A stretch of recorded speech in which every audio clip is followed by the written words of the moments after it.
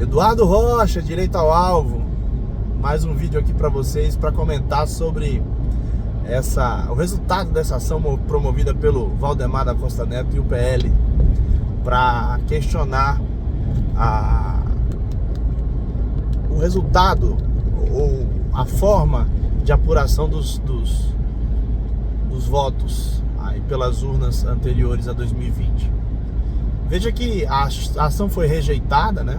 Foi indeferida a petição inicial e aplicada uma multa de quase 23 milhões de reais, 22,9 milhões de reais sobre a coligação.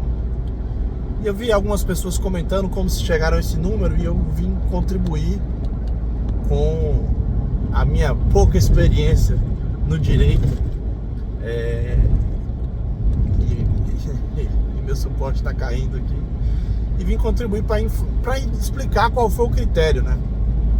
Primeiro, uma inicial deve ser indeferida quando ela não cumpre os requisitos necessários para a propositura dessa própria ação, né? Quando a ação falta com elementos refutados como básicos para a propositura de qualquer ação.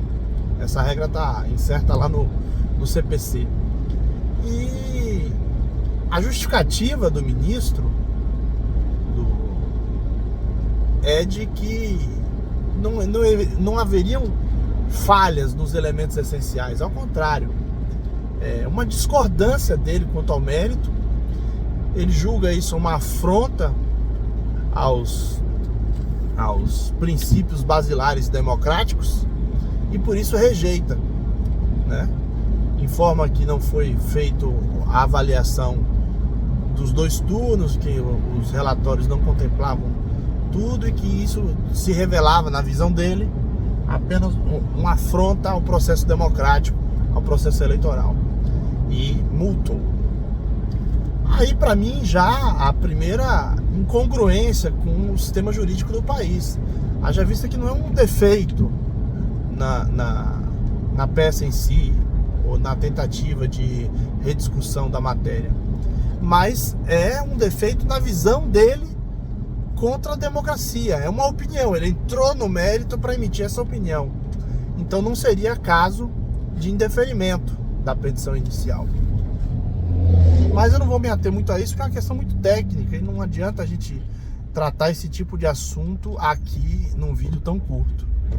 Mas é apenas apontar que eu reputo como um erro mesmo o fato de se indeferir uma petição com a qual ele não concordava com a conclusão, e não por haver erros na forma da propositura da ação.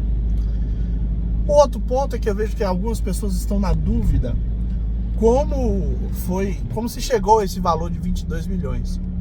E no pouco que eu li da decisão, ele atribuiu de ofício o valor da causa, ou seja, a parte em tese não teria colocado o valor que ele reputa como correto, e aí ele determina qual é o valor da causa, e para chegar aos 22 milhões, ele colocou que por estarem sendo questionadas as urnas, que elas estavam apontando um erro no equipamento.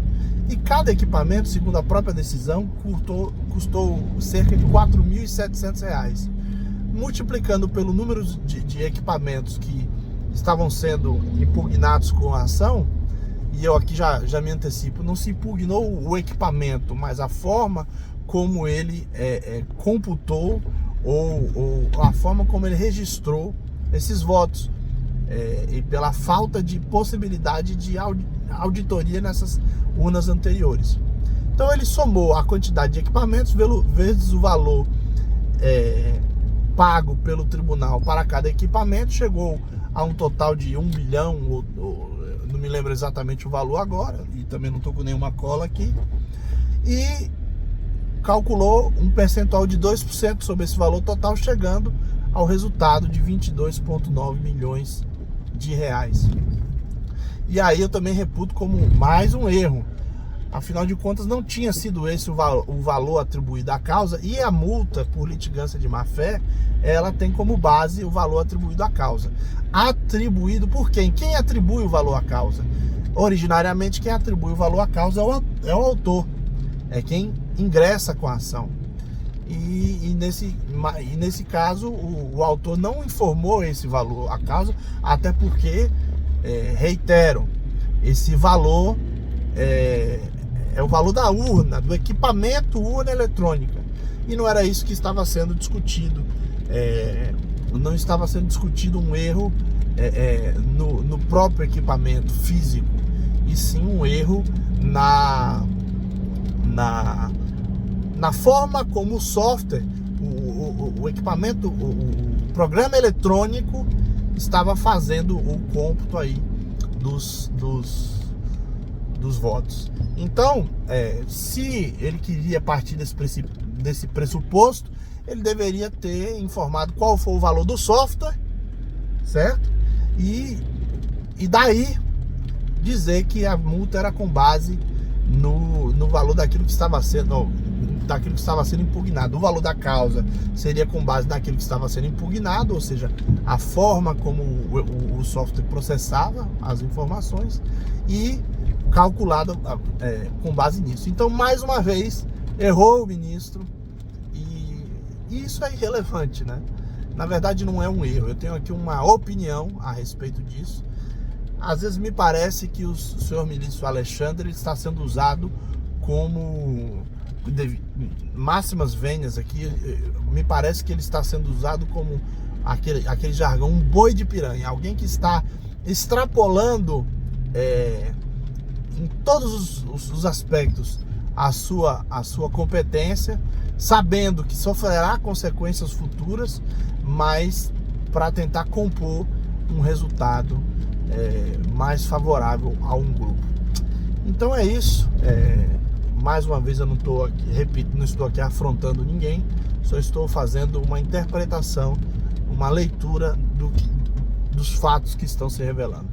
Forte abraço, curta, compartilhe, e até o próximo vídeo.